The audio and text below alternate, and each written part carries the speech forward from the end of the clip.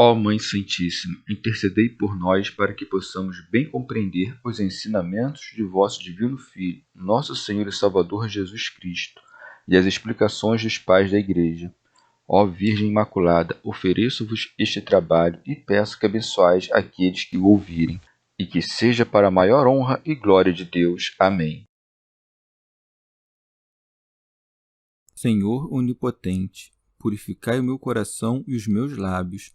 Vós, que purificastes os lábios do profeta Isaías com carvão em brasa, e dignai-vos, por tal modo, purificar-me com a vossa misericórdia, para que possa dignamente anunciar o vosso santo Evangelho.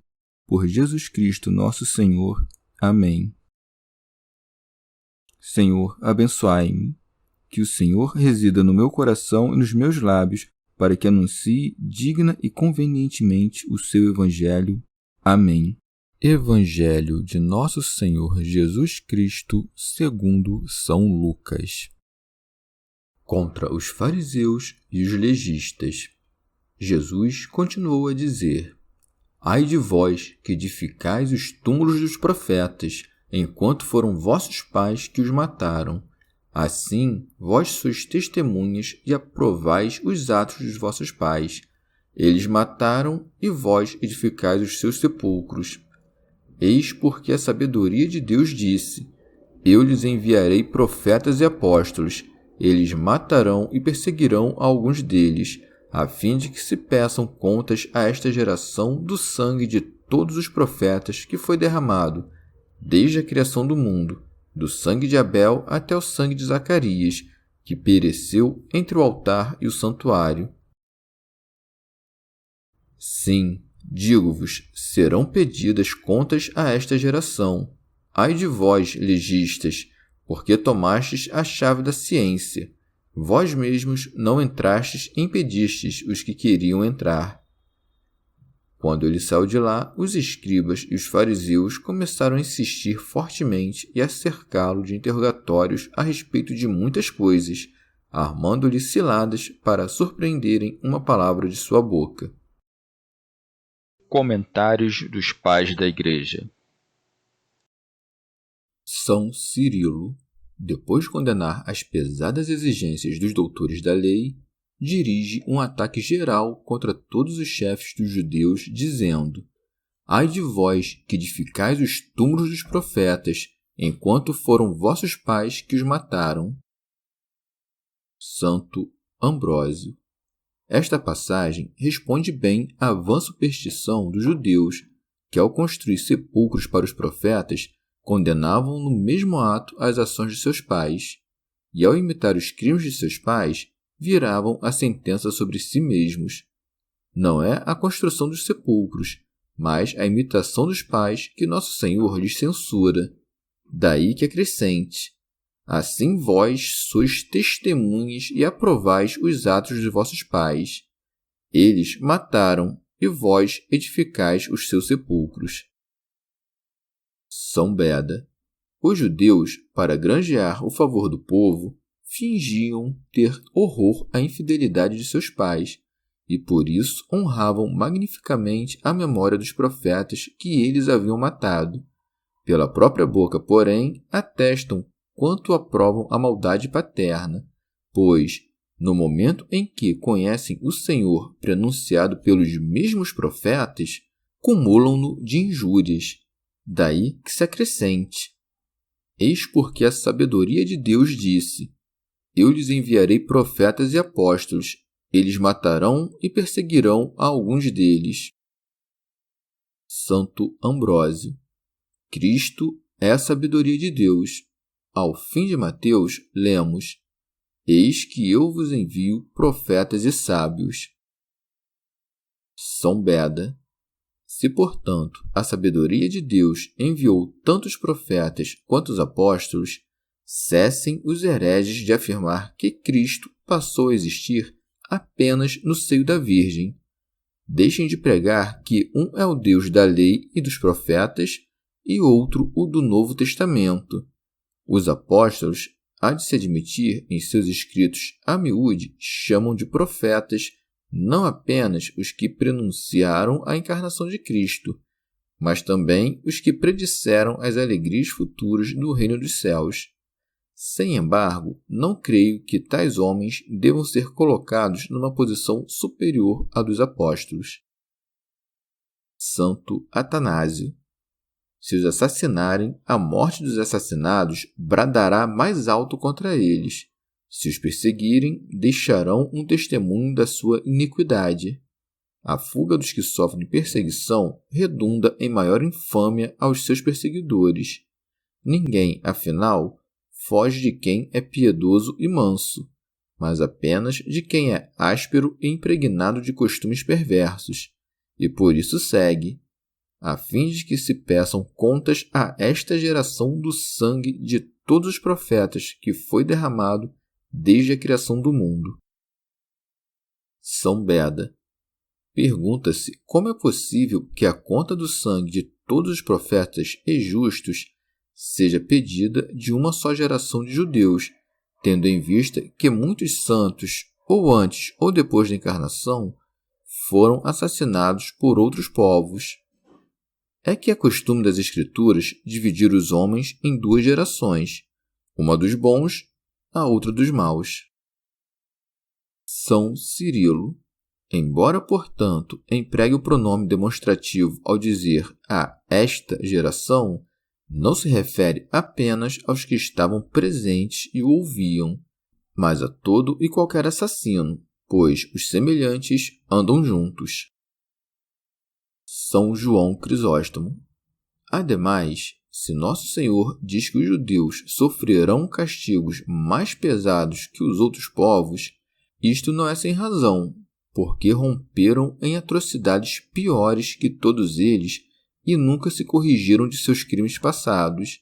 Pelo contrário, depois que viram os outros pecar e ser castigados, não se tornaram melhores, mas cometeram pecados iguais.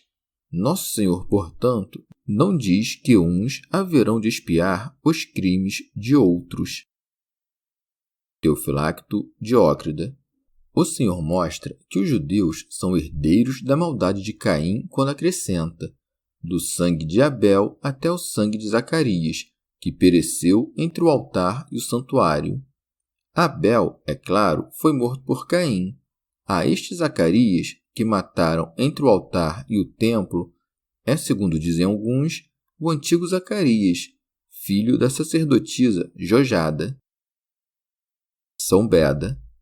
Que devam dar as contas do sangue de Abel, o primeiro homem que sofreu martírio, não é de estranhar.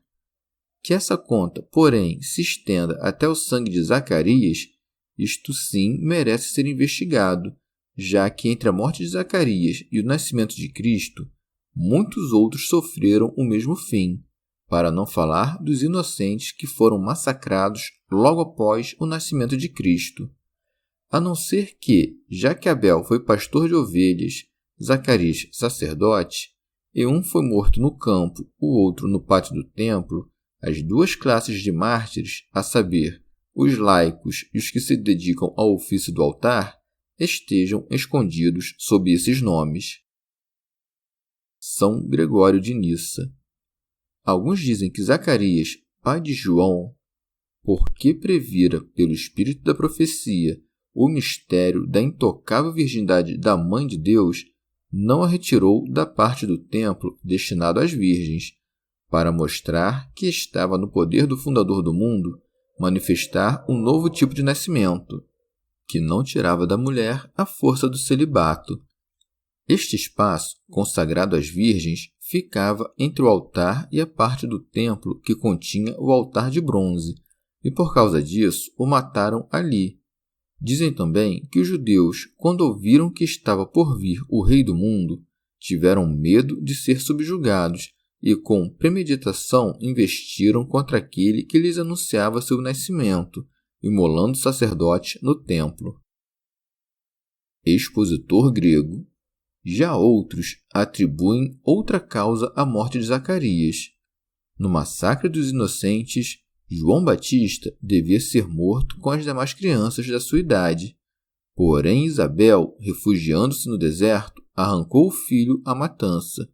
Então, os guardas de Herodes, como não encontrassem Isabel com a criança, voltaram sua fúria contra Zacarias, matando-o enquanto cumpria seu ministério no templo.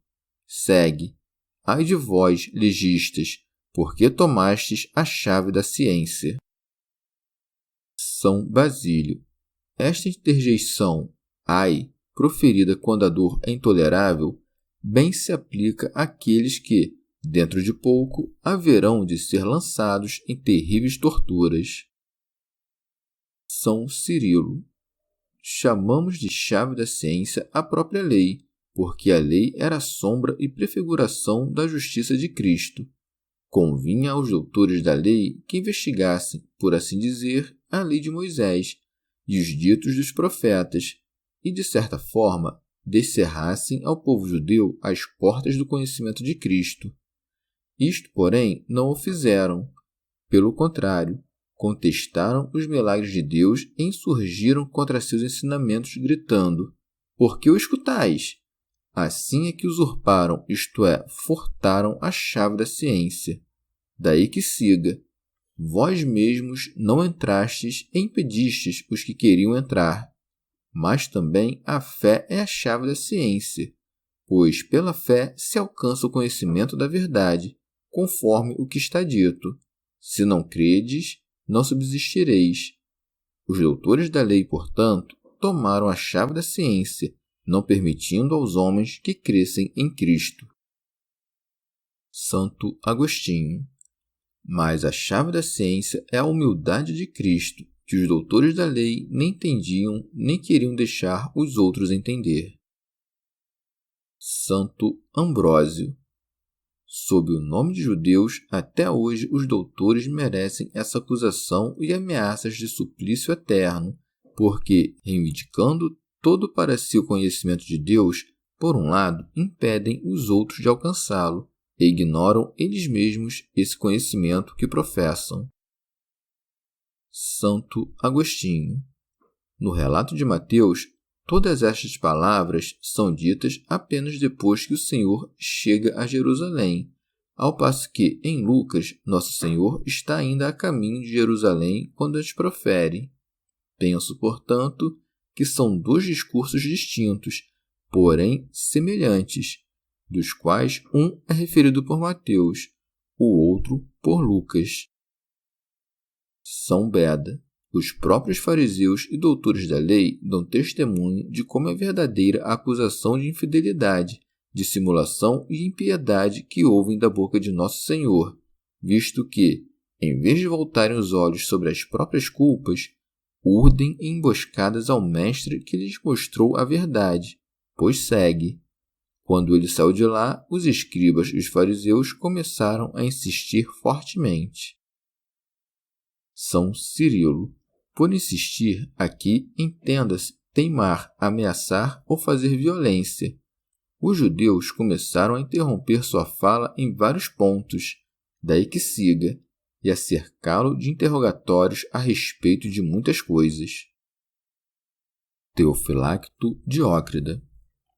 Quando muitos dirigem perguntas sobre assuntos diversos a um só homem, este, não podendo responder ao mesmo tempo a todas, parece aos insensatos que está em dúvida. Esta é a arapuca que aqueles criminosos armavam contra Jesus Cristo, mas também, por outro motivo, buscavam importuná-lo, a saber, queriam provocá-lo a dizer algo por onde o condenassem. Daí que siga, armando-lhe ciladas para surpreenderem uma palavra de sua boca.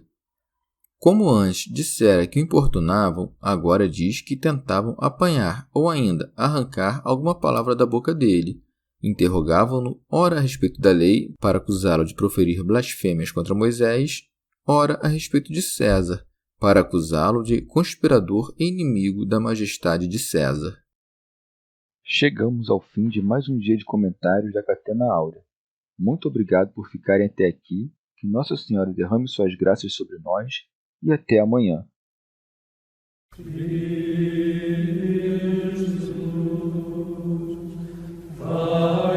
Jesus,